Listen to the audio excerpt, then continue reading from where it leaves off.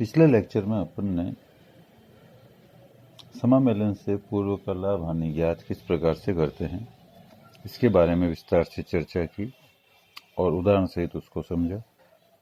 आज अपन प्रथम इकाई के अंतिम चैप्टर इन्वेस्टमेंट्स अकाउंट विनियोग खाते के बारे में जानकारी प्राप्त करेंगे।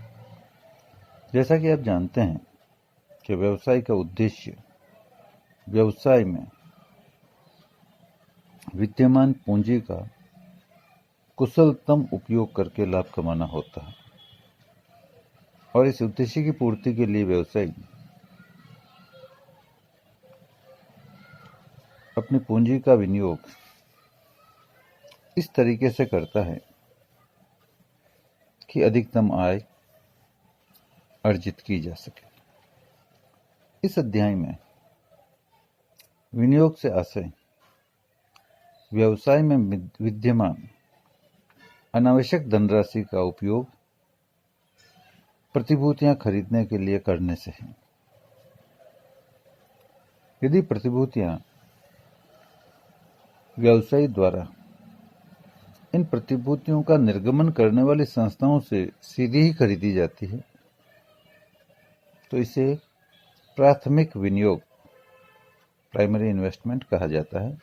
और यदि यही प्रतिभूतियां बाजार से स्टॉक एक्सचेंज से खरीदी जाए तो इसे द्वितीयक विनियोग कहते हैं, सेकेंडरी इन्वेस्टमेंट कहते हैं।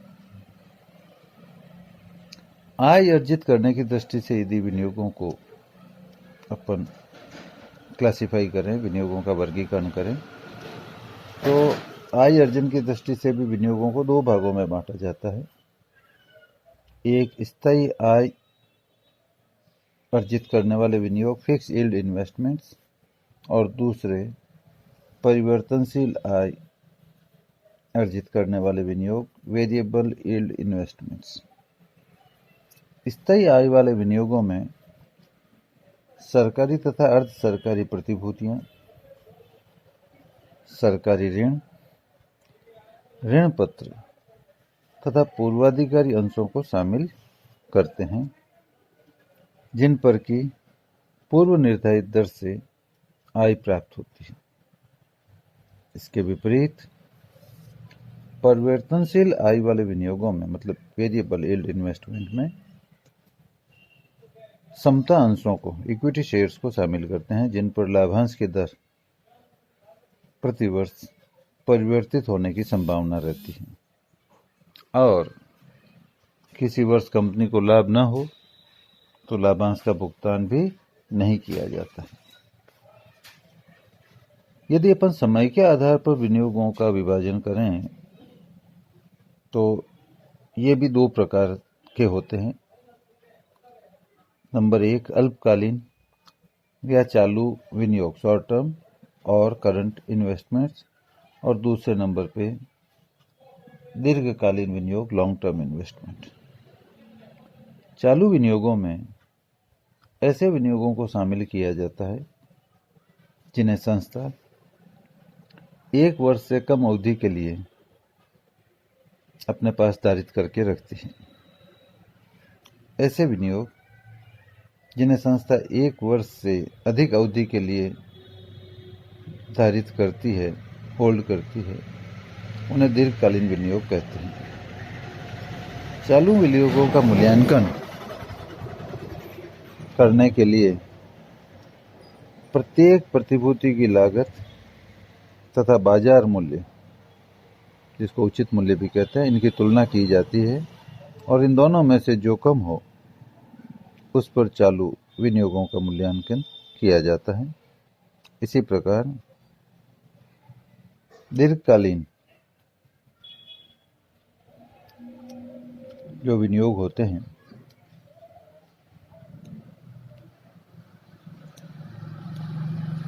उनको भी लागत मूल्य पर ही मूल्यांकित किया जाता है। एक चीज और ध्यान रखनी है कि यदि व्यक्तिगत प्रतिभूतियों के मूल्यांकन का योग जो होता है उसको चालू विनियोगों का मूल्यांकन माना जाता है और विनियोग खाते में कोई मूल्यांकन की हानि हो जाए तो उसे लाभ हानि खाते में हस्तांतरित की जाती है। ध्यान से वापस सुनिएगा। आपको बताया गया था कि जो चालू विनियोग होता है उनका मूल्यांकन लागत मूल्य और बाजार मूल्य इन दोनों में से जो कम हो उन पे किया जाता है, तुलना की जाती है। तो ये तुलना आपको बताया था कि प्रत्येक प्रतिभूति की इंडिविजुअल की जाती है। जैसे आपके पास वर्ष के अंत में, तो मैं बात कर रहा था कि अल्पकालीन या चालू विनियोगों का मूल्यांकन प्रतिभूति की लागत और उसका बाजार मूल्य इन दोनों की तुलना करके जो दोनों में से कम हो उस पर किया जाता है। और व्यक्तिगत प्रतिभूतियों के मूल्यांकन का जो योग होता है उसी को चालू विनियोगों का मूल्यांकन कहते हैं। तो यहाँ ध्यान देने योग्य बात यह है कि व्यक्तिगत विनियोग का मतलब क्या है। जैसे आपके पास वर्ष के अंत में 4-5 तरह की प्रतिभूतियां हैं, उन सब के अपन नाम लिख देंगे, जब जब खरीदा उनको डेट के साथ, और उनकी एक कॉलम बनाएंगे लागत मूल्य उनका क्या है हर एक का, दूसरा कॉलम बनेगा उनका बाजार मूल्य क्या है, और तीसरा बनेगा मूल्यांकन का। तो हर एक प्रतिभूति उसकी लागत मूल्य और बाजार मूल्य दोनों से तुलना करेंगे और दोनों में से जो कम होगा उसको मूल्यांकन में लिख देंगे। इसके बाद सारी प्रतिभूतियों का ऐसे मूल्यांकन में अमाउंट आ जाएगा, फिर इसकी टोटल करेंगे तो वही चालू विनियोगों का मूल्यांकन होता है। और उसकी लागत मूल्य की कॉलम की जोड़ करेंगे और मूल्यांकन की जोड़ करेंगे। यदि लागत मूल्य की जोड़ ज़्यादा है, मूल्यांकन की जोड़ कम आती है, तो अंतर हानि होगा। तो इस हानि को अपन लाभ हानि खाते से अपलिखित करते हैं, लाभ हानि खाते में हस्तांतरित करते हैं। इसलिए इसको टेक्निकल टर्म में कहते हैं कि चालू विनियोगों का मूल्यांकन जो है उस मूल्यांकित वैल्यू और विनियोग खाते में कोई अंतर आए। विनियोग खाते का मतलब है जो इन्वेस्टमेंट है, विनियोग की कॉस्ट है, उसमें कोई अंतर आए मूल्यांकन की, तो वो अंतर मूल्यांकन की हानि होती है। और बाजार मूल्य नहीं दिया होने पर लागत मूल्य पर ही मूल्यांकन किया जाता है, ये ध्यान रखना है। दीर्घकालीन मूल्य विनियोगों के लिए बहुत सिंपल मूल्यांकन का तरीका है, लागत मूल्य पर ही मूल्यांकन किया जाता है, परंतु इनके मूल्य में स्थायी गिरावट आई हो तो उसका मूल्यांकन बाजार मूल्य पर करेंगे और हानि को लाभ हानि खाते में हस्तांतरित किया जाएगा। यदि मूल्यों में भारी उतार चढ़ाव का रुख है, बहुत ज़्यादा फ्लक्चुएशन हो रहा है, तो विनियोग उच्चावचन संचय इन्वेस्टमेंट फ्लक्चुएशन रिजर्व नामक खाता खोलकर जो लागत है और जो मूल्यांकन आ रहा है उन दोनों का अंतर उसमें ट्रांसफर कर दिया जाता है। तो वो राशि लाभ हानि खाते में से इन्वेस्टमेंट फ्लक्चुएशन रिजर्व में ट्रांसफर की जाती है। विनियोगों को मूल्य घटाया बढ़ाया नहीं जाता। विनियोगों के विक्रय पर इस संचय के शेष का उपयोग इनके विक्रय से होने वाले लाभ हानि को समायोजित करने के बाद जो भी राशि बचती है उसे लाभ हानि खाते में हस्तांतरित कर दिया जाता है। ये विनियोगों के बारे में कुछ सामान्य जानकारी हुई। इसके बाद एक और जानकारी आती है दलाली शुल्क और कर के बारे में। विनियोगों को खरीदते समय जो भी दलाली फीस, शुल्क, सेवा कर या प्रतिभूति लेन देन कर या अन्य कोई कर जो भी सरकार द्वारा लगाए गए हैं, जो कि मार्केट द्वारा, स्टॉक एक्सचेंज द्वारा वसूल किए जाते हैं, तो वो सब विनियोगों की लागत में शामिल होंगे। इसी प्रकार से यदि विनियोग बेचने हों तो बेचते समय ऐसे व्ययों को सकल विक्रय मूल्य में से घटाकर ही शुद्ध विक्रय मूल्य ज्ञात किया जाता है। प्रश्न में यदि स्पष्ट सूचना नहीं दी हुई हो तो ये दरें व्यवहार के मूल्य ट्रांजैक्शन वैल्यू पर ही लागू होती है, अंकित मूल्य पर लागू नहीं होती। इसके बाद अपन समझेंगे कि विनियोगों के जो भाव होते हैं बाजार में, वो दो तरह के होते हैं, ब्याज सहित भाव और ब्याज रहित भाव। तो ब्याज सहित भाव होता है कम इंटरेस्ट रेट, और दूसरी होती है एक्स इंटरेस्ट रेट, ब्याज रहित भाव। तो प्रतिभूतियां खरीदते समय ब्याज सहित भाव दिया है तो इसका अर्थ है कि इसमें प्रतिभूति की लागत तथा उस प्रतिभूति पर पिछली देय तिथि से व्यवहार की तिथि तक का ब्याज भी शामिल होता है। इसके विपरीत यदि ब्याज रहित भाव दिया है तो ब्याज रहित भाव का आशय केवल प्रतिभूति की लागत से ही होता है, ब्याज इसके अतिरिक्त चुकाना होता है।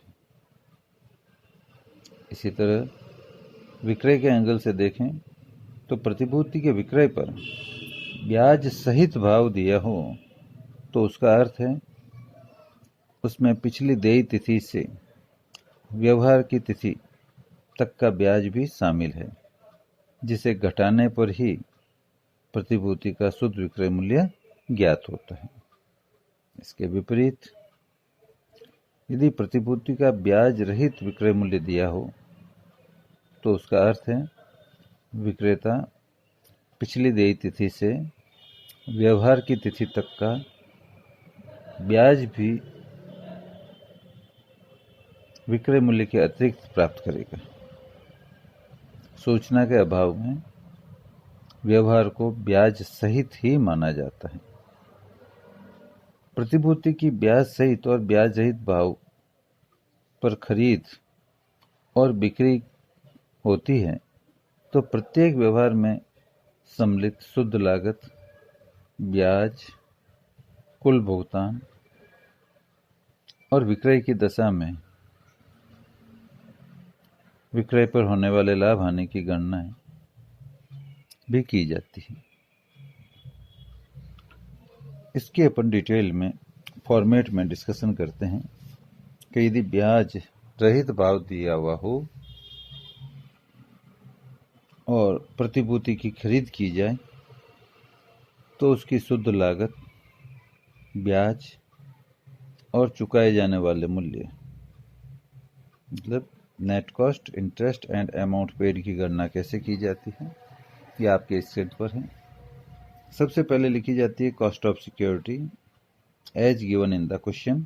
मतलब होता है जितने भी नंबर ऑफ सिक्योरिटीज अपन खरीद रहे हैं इनटू पर सिक्योरिटी जो रेट है उससे गुणा करके ये फिगर लिख दिया जाता है। उसमें ऐड किया जाता है, मतलब जोड़ा जाता है खरीदने से संबंधित सारे खर्चे, चाहे ब्रोकरेज है, चाहे टैक्सेज है, चाहे पोस्टेज है, सिक्योरिटी ट्रांजैक्शन टैक्स, जितने भी है वो जोड़ दिए जाते हैं। तो ये आ जाती है दोनों को जोड़ने के बाद नेट कॉस्ट। इसको अपन इन्वेस्टमेंट अकाउंट को इसी नेट कॉस्ट से डेबिट करते हैं। उसके बाद चूंकि ये ब्याज रहित भाव है तो इसमें ब्याज जोड़ा जाता है, ऐड इंटरेस्ट। ब्याज लास्ट जिस दिन मिला था सेलर को उसके बाद और ट्रांजैक्शन की तिथि तक का ब्याज जोड़ा जाता है। उसकी गणना होती है paid up face value of security into rate upon 100 into time, जितने टाइम का है, तो ये ब्याज की राशि आ जाएगी। इसको जोड़ने के बाद जो टोटल अमाउंट आएगा वो आएगा टोटल पेमेंट। ठीक इसी तरह यदि ब्याज रहित भावी दिया और प्रतिभूति बेची जाती है, व्हेन सिक्योरिटी इज सोल्ड, तो बेचने पर शुद्ध विक्रय मूल्य, ब्याज और प्राप्त होने वाली राशि की गणना करनी पड़ती है। नेट सेलिंग प्राइस, इंटरेस्ट और अमाउंट रिसीव्ड, इन तीनों की गणना की जाती है। उसका फॉर्मेट भी आपको उपलब्ध कराया गया है, जो कि पहले भी अपन समझ चुके हैं ऑन डिबेंचर्स परचेज के अंतर्गत। तो सबसे पहले लिखी जाती है selling price as given in the question, जिसमें number of securities into rate आ जाती है। तो इन दोनों को गुणा करके अमाउंट लिख दिया जाएगा और लेस होंगे एक्सपेंसेज। अभी अपन ने थ्योरी में समझा कि कोई सिक्योरिटी बेचते हैं तो बेचने संबंधित खर्चे घटा लेते हैं, तो ये लेस हो गए एक्सपेंसेज, चाहे ब्रोकरेज है, कमीशन है, टैक्सेज है। तो ये घटाने के बाद आ गई नेट सेलिंग प्राइस, शुद्ध विक्रय मूल्य। अब चूंकि ये ब्याज रहित था तो ब्याज अपन को मिलेगा, तो ऐड करेंगे इंटरेस्ट, वो निकलेगा paid up value of security into rate upon 100 into time. Last अपन को जब ब्याज मिला था उसके बाद से लगाकर ट्रांजैक्शन की तिथि तक का ब्याज इसमें शामिल होता है। तो टाइम महीनों में है तो जितने टाइम बाद अपन बेच रहे हैं वो महीने बट्टा 12, यदि दिनों में है तो जितने दिनों बाद बेच रहे हैं अपॉन 365 हो जाएगा। बेचने की स्थिति में लाभ हानि भी ज्ञात करते हैं। तो profit on sale of security कैसे आएगा? नेट सेलिंग प्राइस ज़्यादा है और नेट कॉस्ट कम है तो डिफरेंस प्रॉफिट आ जाएगा, और यदि कॉस्ट ज़्यादा है और नेट सेलिंग प्राइस कम है तो लॉस आ जाएगा। इसके बाद यदि प्रतिभूतियाँ ब्याज सहित भाव पर खरीदी या बेची जाती है तो ये दोनों चीज़ें कैसे निकालेंगे? मतलब खरीदने की दशा में टोटल पेमेंट, ब्याज और लास्ट में नेट कॉस्ट, और बेचने की दशा में भी टोटल रिसीव्ड, ब्याज और नेट सेलिंग प्राइस कैसे निकालेंगे? ये फॉर्मेट आपको दिया जा रहा है। तो जब अपन प्रतिभूति खरीदेंगे तो तीन चीज़ ज्ञात करेंगे, नेट कॉस्ट, इंटरेस्ट और अमाउंट पेड। तो सबसे पहले लिखेंगे cost of securities as given in the question, जिसमें नंबर ऑफ सिक्योरिटीज हो जाएगी इनटू रेट, जो कम इंटरेस्ट रेट है, दोनों को गुणा करके लिख देंगे। उसमें खरीदते समय खर्चे ऐड होते हैं तो ऐड एक्सपेंसेज ऑफ परचेज, जिसमें ब्रोकरेज, पोस्टेज, टैक्सेज जो भी हैं वो जोड़ देंगे। तो ये टोटल पेमेंट आ जाएगा। अपन को कुल इतना भुगतान करना है, क्यों खर्चे भी अपने को ही पे करने हैं। इस टोटल पेमेंट में से लास्ट इंटरेस्ट जब पार्टी ने ले लिया, ड्यू हुआ, उसके बाद से लगाकर ट्रांजेक्शन की डेट तक का अपने को ब्याज निकाल के इस रेट में से घटाना है, क्यों वो अपन ब्याज पे कर रहे हैं। तो लेस इंटरेस्ट हो जाएगा paid up value of security, जितनी खरीदी है अपन ने उनकी paid up value into rate upon 100 into time. तो ये ब्याज जैसे ही अपन घटाएंगे तो नेट कॉस्ट आ जाएगी, क्योंकि हमारी रेट कम इंटरेस्ट थी इसलिए ब्याज इसमें से घटाना पड़ा। इसी तरह जब अपन सिक्योरिटियाँ बेचेंगे तो भी तीन चीज़ निकालनी पड़ेगी, टोटल रिसीव्ड, ब्याज और नेट सेलिंग प्राइस। तो सबसे पहले लिखेंगे सेलिंग प्राइस, जो क्वेश्चन में दी हुई होगी, number of securities into selling price पर सिक्योरिटी। उसमें से घटा लेंगे एक्सपेंसेज ऑन सेल्स, चाहे ब्रोकरेज है, कमीशन है, सिक्योरिटी ट्रांजेक्शन टैक्स है, वो घटा लो, क्योंकि जो खर्चे होंगे वो घटा के ही आपको ब्रोकर पेमेंट करेगा। तो टोटल रिसीव्ड ये आ जाएगी। इसमें से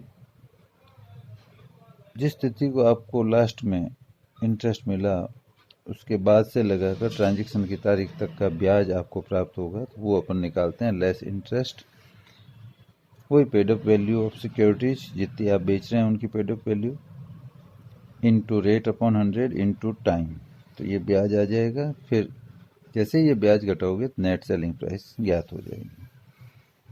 इसके बाद प्रॉफिट लॉस तो आपको बताया वही है। प्रॉफिट निकालने के लिए नेट सेलिंग प्राइस ज़्यादा है और सिक्योरिटी की नेट कॉस्ट कम है तो लाभ है, और कॉस्ट ज़्यादा है और सेलिंग प्राइस कम है तो लॉस हो जाएगा। इसके बाद अपन सिक्योरिटीज की अकाउंटिंग समझेंगे कि इनका अकाउंटिंग कैसे होता है। सबसे पहले लेखांकन होता है विनियोग खरीदते हैं जब। तो एक चीज ध्यान रखनी है कि चाहे ब्याज सहित खरीदे चाहे ब्याज रहित खरीदे, ब्याज तो चुकाना ही होता है जब तक कि जिस दिन इंटरेस्ट ड्यू होता है उस दिन ही ट्रांजैक्शन न हो जाए।